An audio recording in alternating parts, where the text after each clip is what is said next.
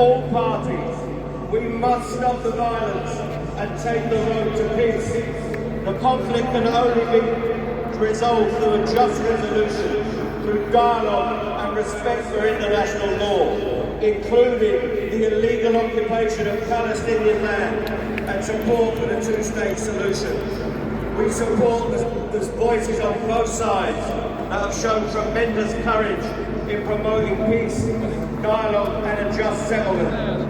RMT opposes anti-Semitism and Islamophobia and stands for respect and toleration for all peoples and all beliefs.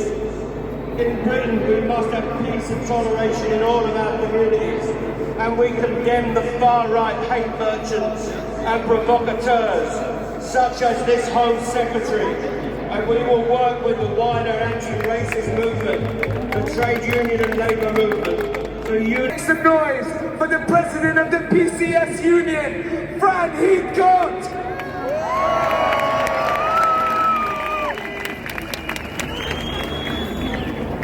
Friends, I am very proud to bring solidarity to thousands of voices in grief and in anger, demand an end to the slaughter in Gaza.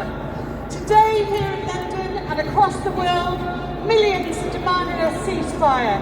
And we are also demanding much more than a ceasefire. We are demanding justice for Palestine.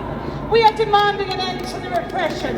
We are demanding an end to Israeli state violence. We are demanding an end to ethnic cleansing in both Gaza and the West Bank. And we are demanding an end to the occupation. History did not start on the 7th of October 2023 with a Hamas attack, which my union condemned. The Palestinian people have suffered 75 years of ethnic cleansing, occupation, oppression and betrayal. Palestinians have been slaughtered in their hundreds this year alone, well before the 7th of October. Unsurprisingly, these murders by the Israeli state did not provoke cries of outrage from Sunak, Biden, Braverman, or from Starmer, or from David Lammy. No, for them, or for all those politicians, these murders were business as usual. For them it was the same old story. Israeli soldiers and settlers shooting down men, women and children in cold blood with no fear for the consequences. In the eyes of the millions across the world, Israel and the West, that is the government and the establishments in the United States, Britain and the European Union, they've been exposed for what they really are. For them, a Palestinian life, even the lives of thousands of Palestinian children, means nothing. And let's call that out for what it really is. Yes, it's inhumanity, yes, it's injustice, but it's something else too. It's naked racism. It's not just indefensible, it is utterly sickening. And we must stand up against it and fight it with every fibre of our being. We must never submit or flinch in the face of barbarism, and no one can pretend the Israeli government's response is justified on the grounds of self-defence.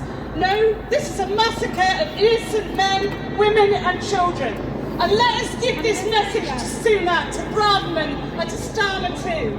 You will never stop us fighting for the rights of the Palestinian people. You will never stop us organising to defend Palestinian rights.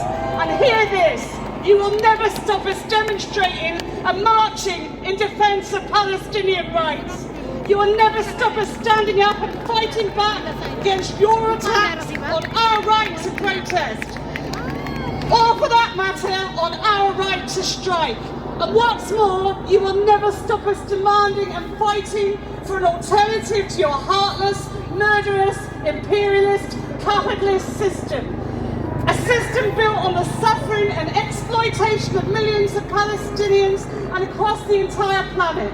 They stand for violence and oppression. We stand for humanity. We stand for solidarity. So let me finish by saying loud and clear, in our thousands, in our millions, we are all Palestinians. In our thousands, in our millions, we are all Palestinians. Solidarity. In our thousands, in our millions. We are all Palestinians. In our thousands, in our millions.